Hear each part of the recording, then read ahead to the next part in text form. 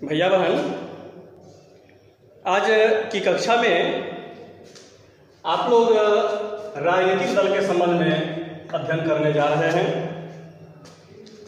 इससे पूर्व भी इस चैप्टर के कुछ बिंदुओं की चर्चा की गई है, जिसमें राजनीतिक दल क्या है, राजनीतिक दलों की ज़रूरत क्यों है, राजनीतिक दल के विभिन्न कार्य क्या हैं, इन सारी बातों की चर्चा हम लोग इस पाठ के पिछले अंश में कर चुके हैं। आज हम लोग चर्चा करने जा रहे हैं कितने राजनीतिक दल होने चाहिए देश में। तो यह टॉपिक है कितने राजनीतिक दल।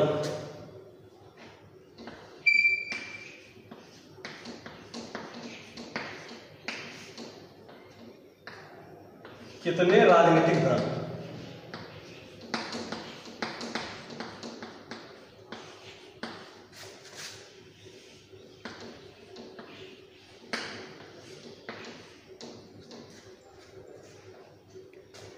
यह तो स्पष्ट हो गया कि किसी भी लोकतांत्रिक व्यवस्था के लिए राजनीतिक दल अनिवार्य है। अब है कि राजनीतिक दल देश में कितने होने चाहिए, 1, 2, 5, 10, 20, 50, 100, कितने? यह एक बहुत ही महत्वपूर्ण प्रश्न है। तो इस संदर्भ में जो व्यवस्था है भारतीय संविधान में बताया गया है कि लोकतंत्र में, भारत के संदर्भ में भी चर्चा कर रहे हैं और अन्य संदर्भ में भी चर्चा है कि नागरिकों का कोई भी समूह राजनीतिक दल बना सकता है। ऐसी कोई रोक टोक नहीं है। तो कोई भी समूह राजनीतिक दल बना सकता है। अगर भारत के संदर्भ में चर्चा करें तो यह पाते हैं कि भारत में 750 राजनीतिक दल चुनाव आयोग के समक्ष पंजीकृत हैं। तो भारत में पंजीकृत राजनीतिक दल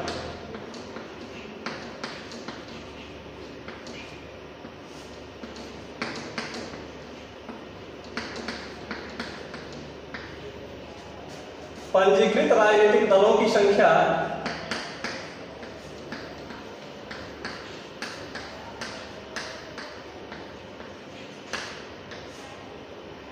750 से भी अधिक है।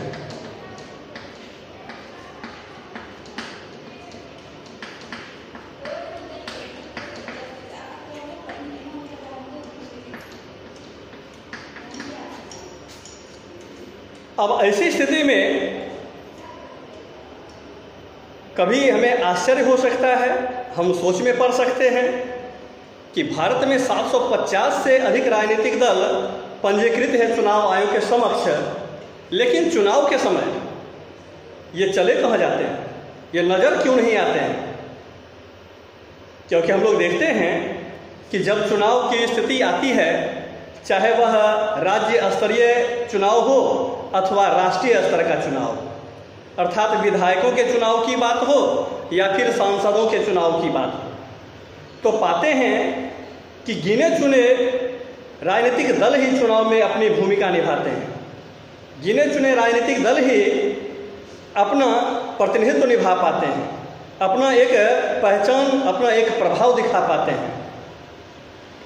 तो इस संदर्भ में यह जानना है कि अनेक राजनीतिक दल भले ही निर्वाचन आयोग के समक्ष पंजीकृत हैं, लेकिन उनका जनाधार उस रूप में नहीं है कि वह जनता के यह भावों को संसद तक पहुंचा सके, विधानमंडल तक पहुंचा सके। ऐसी स्थिति देखने को नहीं मिलती है। कुछ एक पार्टियां ही देश में सक्रिय मिलती हैं। अब इस संदर्भ में हम लोगों को आगे जानना है कि विश्व के दृष्टिकोण को अगर ध्यान में रखें, वैश्विक राजनीति का अगर अध्ययन करें, तो पता चलता है कि विश्व में विभिन्न प्रकार के दलीय व्यवस्था देखने को मिलती है। तो इन विभिन्न दलीय व्यवस्था में सबसे पहले चर्चा है एक दलीय व्यवस्था की।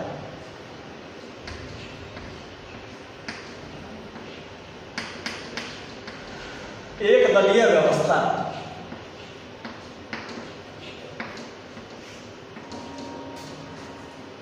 नाम से ही स्पष्ट है कि इस व्यवस्था में एक ही राजनीतिक दल शासन सत्ता में आने का अधिकार रखते हैं।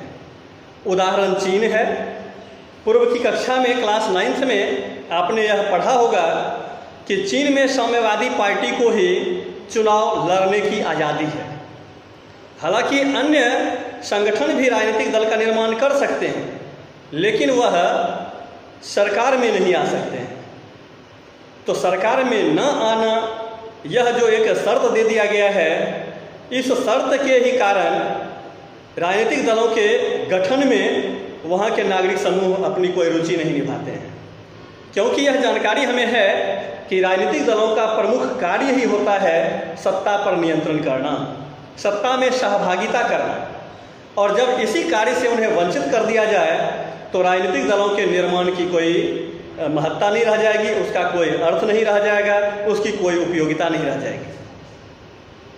तो चीन इसका उदाहरण है, जिसमें कि एक दलीय व्यवस्था देखने को मिलती है।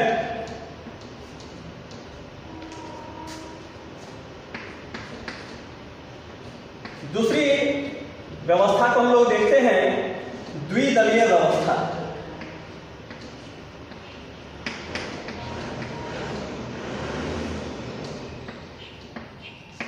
द्विदलीय व्यवस्था अर्थात ऐसी व्यवस्था जिसमें शासन सत्ता में प्रमुख दो दलों के बीच ही सत्ता का हस्तांतरण होता हो। कभी एक राजनीतिक दल शासन में है तो कभी दूसरा राजनीतिक दल शासन में आता है। इस प्रकार की व्यवस्था के उदाहरण हैं अमेरिका और ब्रिटेन। अमेरिका और ब्रिटेन।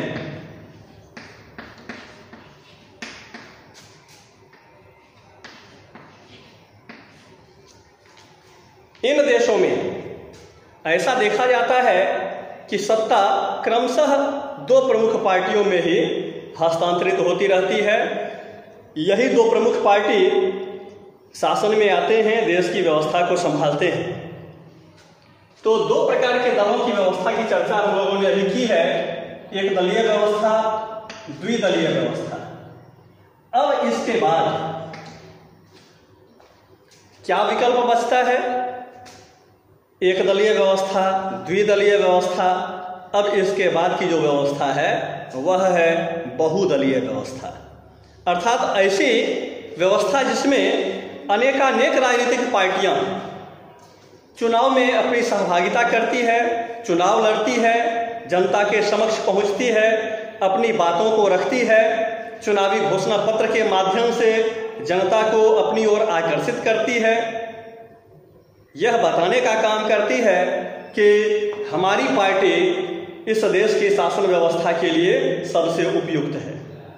अब यह निर्भर करता है जनता पर कि वह किस पार्टी की बातों को सच मानती है, किस पार्टी की बात में उसे सत्यता नजर आती है, कौन सी पार्टी जनता के अंतर मन तक पहुंच पाती है, कौन सी पार्टी जनता को अपने बातों से प्रभावित कर पाती है। यह बात उनके चुनाव परिणाम को प्रभावित करता है। तो तीसरी व्यवस्था है बहुदलीय व्यवस्था।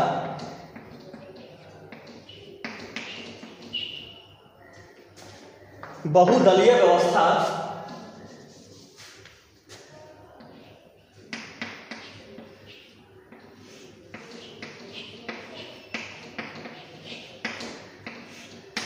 भारत जैसे देश इसके उदाहरण हैं।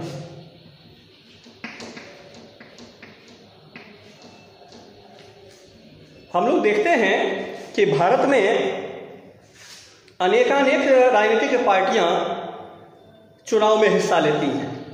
अभी पहले भी चर्चा कर चुके हैं शुरू में ही कि भारत में 750 से भी अधिक राजनीतिक दल चुनाव आयोग के समक्ष पंजीकृत हैं। तो 750 राजनीतिक दल से भी अधिक राजनीतिक दल पंजीकृत हैं चुनाव आयोग के समक्ष। तो स्पष्ट है कि भारत में बहुदलीय व्यवस्था है, यानी ना ही एक दल ना ही दो दल, इससे अधिक दल चुनावी प्रक्रिया में हिस्सा लेते हैं। इस प्रकार की कोई रोक टोक नहीं है संविधान में कि कितने राजनीतिक दल भारत में चुनावी कार्यों में सहभागिता करेंगे। प्रारंभ में ही मैंने बताया है कि नागरिकों का कोई भी समूह राजनीतिक दल बना सकता है। तो 3 प्रकार की व्यवस्था की चर्चा हम लोग कर चुके हैं। एक दलीय व्यवस्था, उदाहरण के रूप में चीन को हमने देखा। द्विदलीय व्यवस्था वाला देश अमेरिका और ब्रिटेन की चर्चा कर चुके हैं। तीसरी बात बहुदलीय व्यवस्था, तो भारत जैसे देश इस व्यवस्था के उदाहरण हैं। अब आगे हम लोग चर्चा करने जा रहे हैं राष्ट्रीय राजनीतिक दल के संदर्भ में।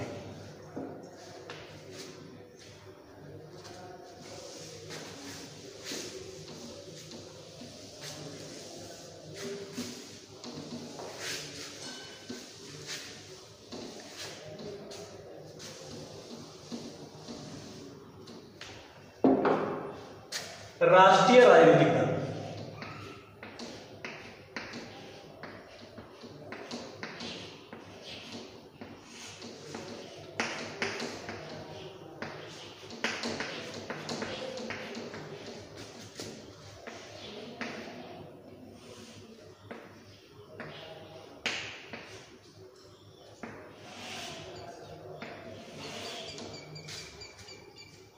चैप्टर में यह एक टॉपिक के रूप में दिखाया गया है राष्ट्रीय राजनीतिक दल। इस संदर्भ में चर्चा करना है कि भारत में 2 प्रकार के दल काम करते हैं। एक ऐसे राजनीतिक दल जिनका कि राष्ट्रीय स्तर पर प्रतिनिधित्व है, राष्ट्रीय स्तर पर उनकी पहचान है, राष्ट्रीय स्तर पर उनकी लोकप्रियता है, राष्ट्रीय स्तर पर उनकी पार्टी का जनाधार है। और दूसरी पार्टी है क्षेत्रीय पार्टी, जो कि किसी खास राज्य से संबंधित हो। लेकिन यह ध्यान रखना है कि राजनीतिक दल चाहे वह क्षेत्रीय हो चाहे वह राष्ट्रीय हो।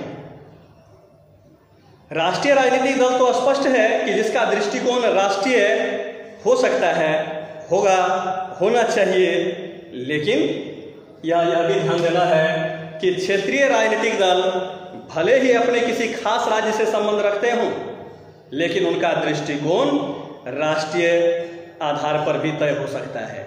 यानी ऐसी कोई बाध्यता नहीं है कि राष्ट्रीय दल ही राष्ट्रीय विचारधारा को लेकर के काम करेंगे और क्षेत्रीय दल केवल अपने राज्य तक सिमटे रहेंगे, ऐसी कोई बात नहीं है। तो अब हमें यह देखना है कि कौन सी पार्टी को हम राष्ट्रीय दल कहेंगे, कौन सी पार्टी को हम क्षेत्रीय पार्टी कहेंगे। तो इसके लिए कुछ मापदंड निर्धारित हैं। तो सबसे पहले हम लोग क्षेत्रीय राजनीतिक दलों की चर्चा कर रहे हैं।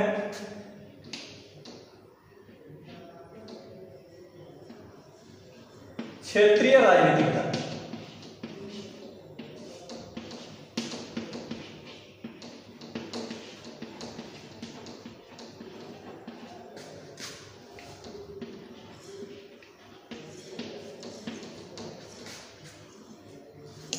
किस दल को हम क्षेत्रीय दल कहेंगे। तो इस संदर्भ में चुनाव आयोग ने कुछ आधार तय किए हैं। ये आधार क्या है? तो यह आधार है किसी विधानसभाई क्षेत्र में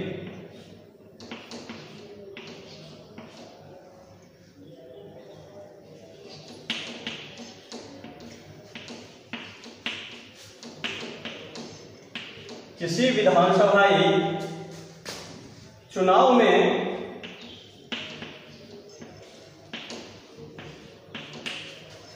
पड़े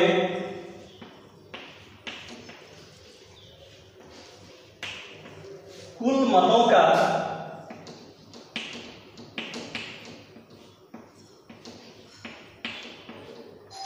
6%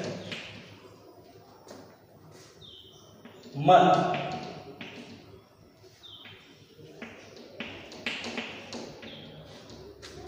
अगर किसी राजनीतिक पार्टी को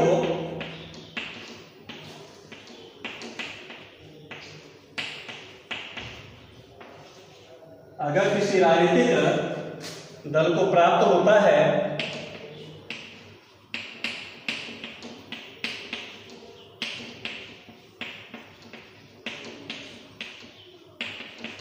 साथ ही साथ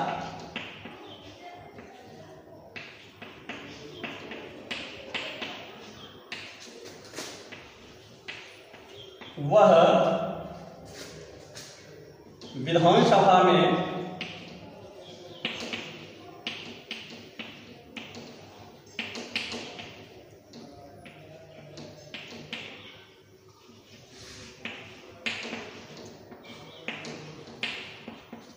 कम से कम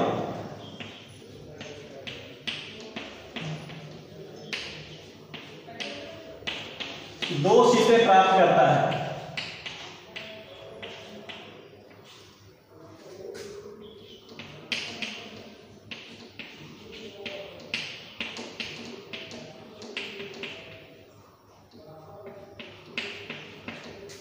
तो ऐसा दल क्षेत्रीय राजनीतिक दल की मान्यता प्राप्त करता है। तो ऐसा दल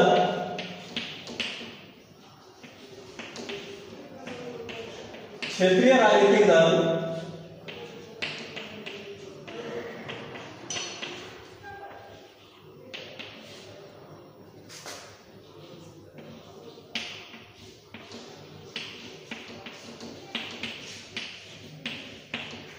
क्षेत्रीय राजनीतिक दल की मान्यता प्राप्त करता है।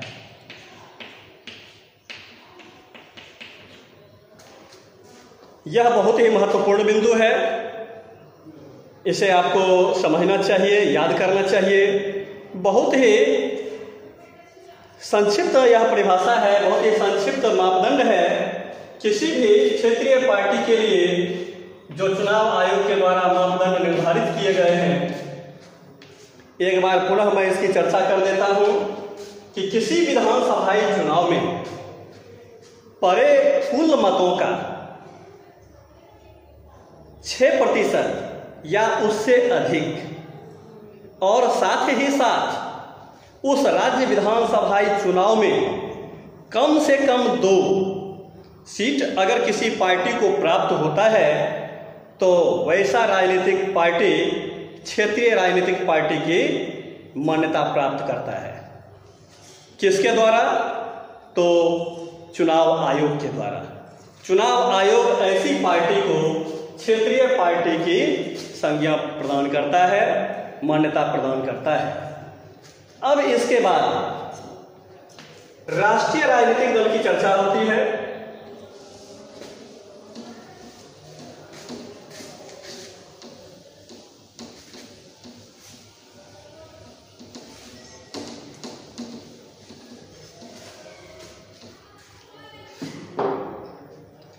राष्ट्रीय राजनीतिक दल किसे कहेंगे? कौन सी ऐसी पार्टी हैं जिन्हें कि राष्ट्रीय राजनीतिक दल कहा जाए? तो इस संदर्भ में चुनाव आयोग के द्वारा कुछ दिशा निर्देश हैं, कुछ मापदंड है, जरा इसकी चर्चा सुन लेते हैं।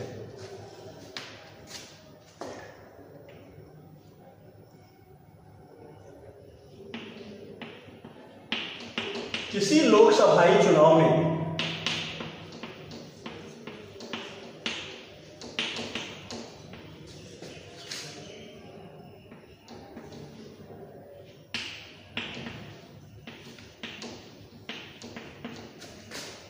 परे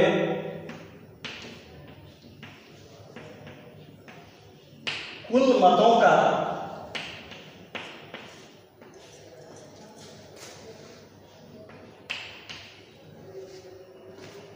कम से कम 6%,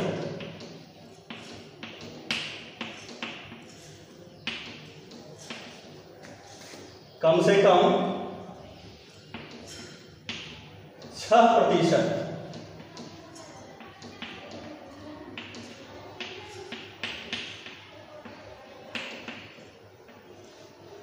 पड़े कुल मतों का 6% या उससे अधिक मत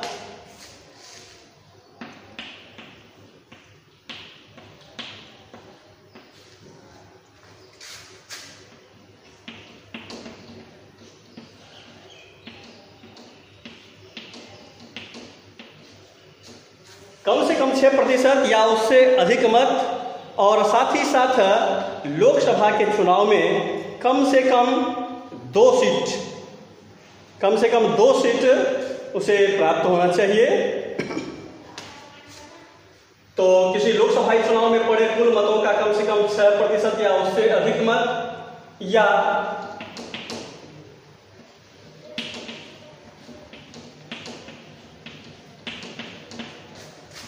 या 4 राज्यों के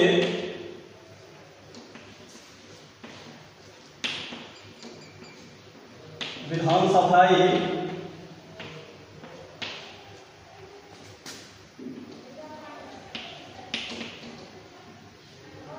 चुनाव में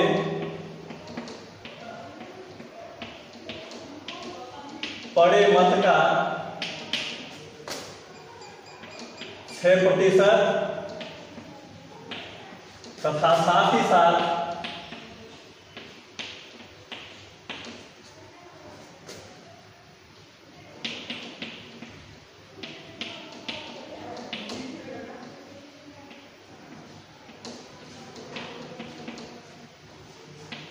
में कम से कम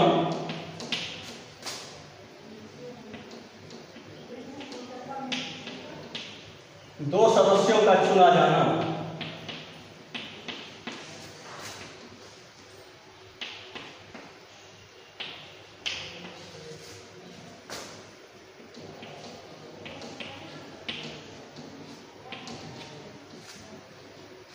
स्पष्ट है कि राष्ट्रीय राजनीतिक दल उसे ही कहे जा सकते हैं जो किसी लोकसभाई चुनाव में पड़े कुल मतों का कम से कम 6% या उससे अधिक मत प्राप्त करता हो, या 4 राज्यों के विधानसभाई चुनाव में पड़े मत का 6% तथा साथ ही साथ लोकसभा में कम से कम 2 सदस्यों का चुना जाना उस पार्टी का आवश्यक है। यदि ऐसी स्थिति किसी पार्टी के साथ होती है तो चुनाव आयोग ऐसी पार्टी को राष्ट्रीय राजनीतिक दल की संज्ञा देता है। अभी के पाठ में यहीं तक। अब इससे आगे के पाठ में हम लोग चर्चा करेंगे प्रमुख राष्ट्रीय राजनीतिक दलों के संबंध में। धन्यवाद।